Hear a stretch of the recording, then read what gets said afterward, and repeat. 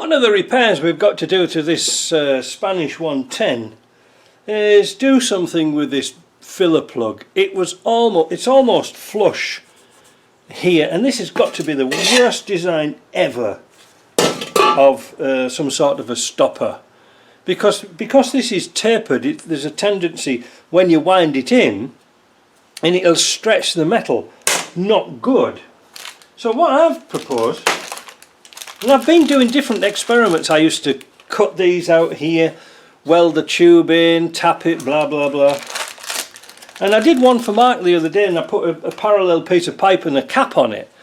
But I was down at my local department, well, a hardware centre, and I found something even better.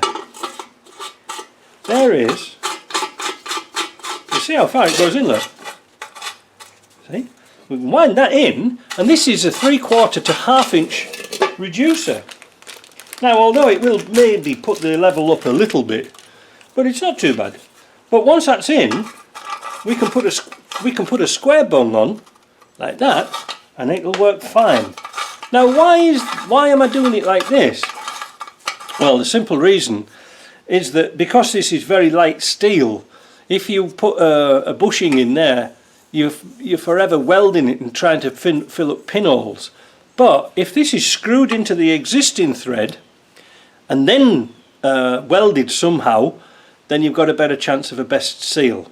Now, you're wondering why I've got gloves on, because you never really see me with gloves.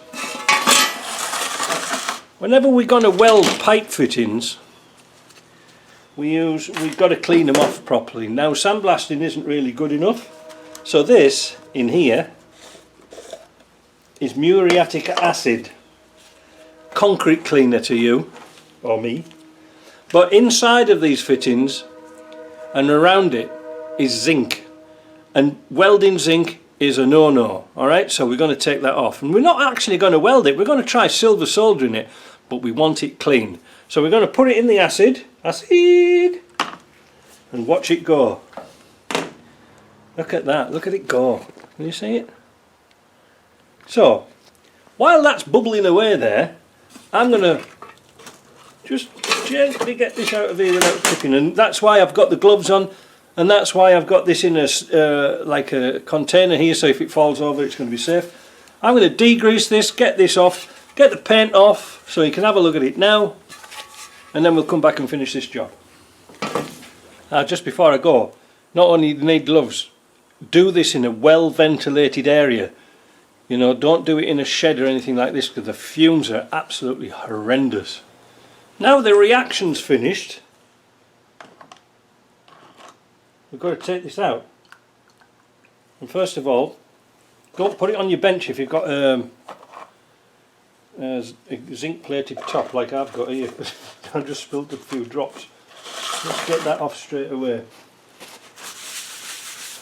otherwise it eats your bench. Right, let's put this in a safe place, and then we'll wash off this plug before it eats me pliers. What we're going to do on this one is a bit of an experiment, is we're going to use some silver solder. Silver solder is stronger than regular solder, but not as strong as braze, if you see what I mean. Brazing would be better, welding would be superb. However, we're sort of limited because I haven't got any acetylene here, so I can't really do brazing, but I can silver solder with this stuff. So what I'm doing is putting a little bit of flux on. This is actually brazing flux, silver brazing flux, but it's actually, well, you can see how long I've had it for years. I just keep putting water in it. It's what's it now? Borax, not borat. So I'll put some flux on both sides.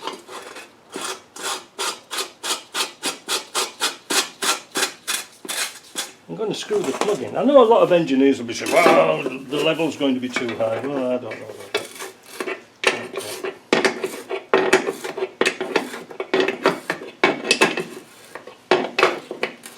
So we're going to screw it in as tight as we can get. That's good. And then we're going to do it on this side.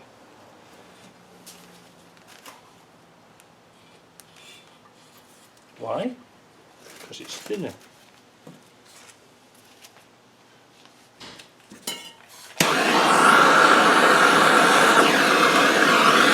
This is matte gas. It's hotter than propane.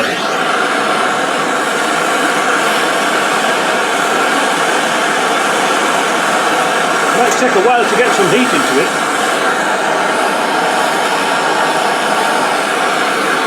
Just a minute so you can see, 1 minute. How's that?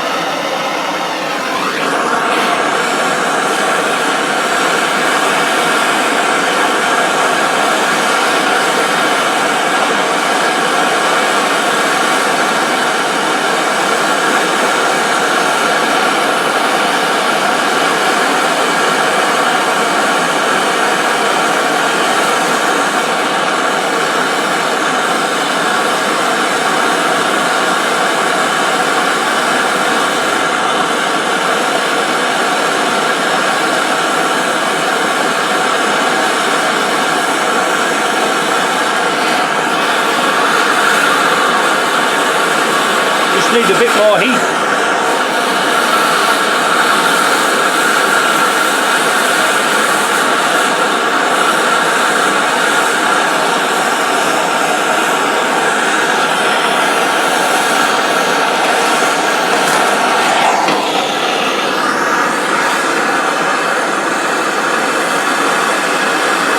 There we go.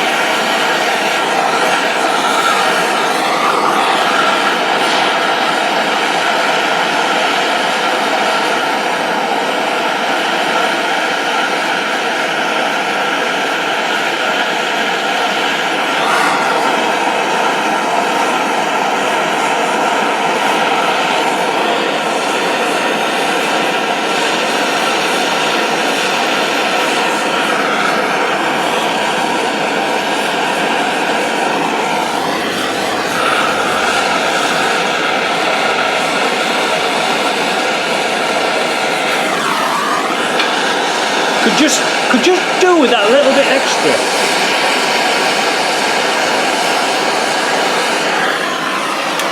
But it's got it. Unfortunately, because the steel plug is thicker than the steel here, this tin sheet, the silver solder tends to run a bit. So I'm going to let that cool, then we'll pop it back in the sandblaster and clean it up. But the thing is, because we're using the existing taper thread and we're using silver solder, that should be completely oil tight, which is a word you don't usually associate with Land Rovers. Back in a moment. I just cleaned off all the flux in the sandblaster, and it came up quite nice. I could have done with a bit more heat, but the actual solders got into the silver solders got into the threads, and it looks kind of presentable from the outside. I had a bit of flux on here, so I just buffed that off with a wire brush. What I'm going to do now is paint it, but you can see the reason. Now we can put a plug in there, and even if you're a bit unsure of your welding, you can hold this with a spanner whilst you turn this and make it nice and tight. But so far, when we tighten this up with our old obligatory adjustable, you know, it'll make a nice tight oil type seal when you tighten it up. And when you unslacken it, it won't come off the thread. Let's put some paint on it. So there you go, all painted up. Got your little plug in there, easy. It's nice and solid. I didn't grind off the inside. Maybe I should have done. Maybe cut it flush, but it's a cheap and easy repair because these two units here were like $6. I think they were $6 a pair when I come to think about it. It was about a couple of quid, something like that. I don't know. But one difference when you're looking through these, if you're ever going to do this, the one I picked out here, it could have gone down a bit deeper, but there's no thread there. Whereas on this one, the thread goes almost to the end, so just check that when you're rummaging through for your bits. Yes, I know you can get an armour-plated aluminium cover for them. I'm not bothered with that. All I want to do is stop it leaking. And for the price and for the time and trouble, it's done. And it won't have to be done again. One thing you might have to do, I'm not really sure, you might have to put some little bit of thread tape around that to stop it sealing, or some pipe sealer. But usually when it's oil, you can just screw them in because the thread tape just acts like a lubricant, and so does the sealer, so it goes in a bit better. Anyway, that's that. That's another job done on this truck. It's all ready for putting back together again. Hope you like that. See you later.